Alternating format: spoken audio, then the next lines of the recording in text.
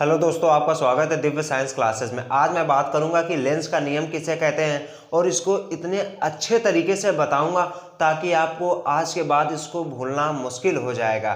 तो शुरू करते हैं वीडियो को लास्ट तक जरूर देखना। अगर अच्छा लगे तो एक लाइक कर देना। तो शुरू करते हैं कि लेंस का नियम किसे कहते हैं।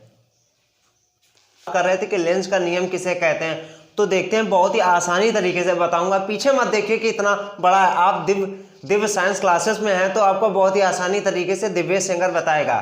तो देखते हैं।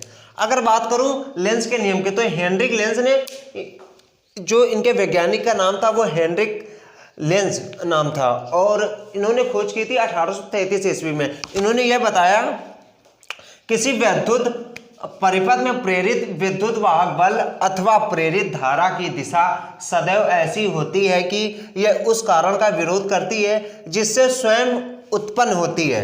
ये इन्होंने नियम बताया।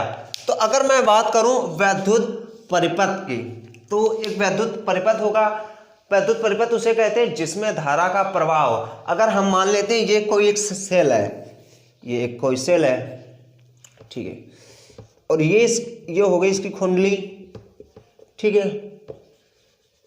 ये अगर मैं मान लेते हैं कोई ऐसे बल्ब जोड़ लेते हैं, एडजस्ट कर लेना। पूरे सही तरीके से तो नहीं बन पाएगा लेकिन एडजस्ट कर लेना तब भी, ठीक है। ये अगर इसको जलाने के लिए ये तार हो गए, अब इसके तार के लिए मुझे करंट तो देना पड़ेगा तभी ये जलेगा। तो अगर ये जलेगा ना, तो जिस माध्यम से ये जलेगा, जिस माध्यम से इसमें हम धारा का प्रवाह करेंगे उसे हम परिपथ बोलते हैं, वैद्युत परिपथ। तो इसे हम कहते हैं वैद्युत परिपथ।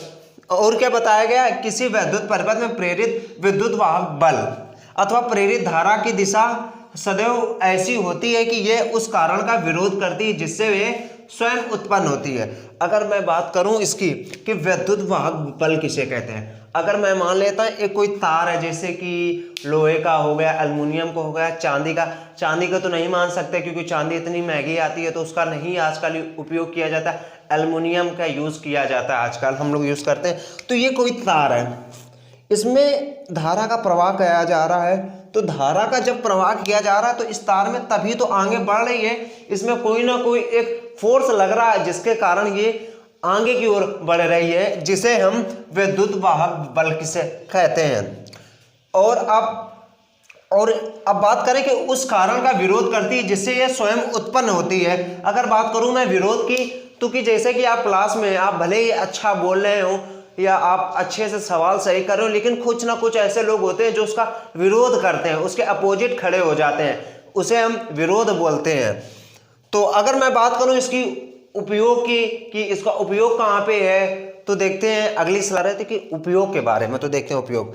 तो अगर उपयोग, क्योंकि अक्सर यूपी बोर्ड में पूछ देता, अगर तुमसे पूछ दे उपयोग तो ये लिखना, अगर नियम पूछे तो ये वाला लिखना है। तो उपयोग की, इस नियम के अनुसार प्रेरित विद्युत वाहक बल की ध्रुवता तथा प्रेरित धारा की दिशा का निर्धारण किया जाता है। अगर मैं बात करूं, इससे मुझे एक चीज पता चलती है, जो प्रेरित धारा की दिशा है, अगर मैं इसे दिशा का विनियम बोलूं तो आप ये भी कह सकते हैं। अगर ये बोलें, इसे पूछा जाए कि लेंस के नियम से हमें किस चीज का पता चलता है, तो इससे मुझे दिशा का पता चलता है। प्रेरित धारा की दिशा का हमें ज्ञान होता है, इसे हम लेंस का नियम कहते हैं। और उपयोग और लेंस के नियम बहुत अच्छे थे, आपको समझ में आए होंगे। अगर आप यहाँ तक वीडियो देखे हैं तो एक लाइक कर दीजिए और चैनल को सब्सक्राइब करिए। Thank you and thanks for watching.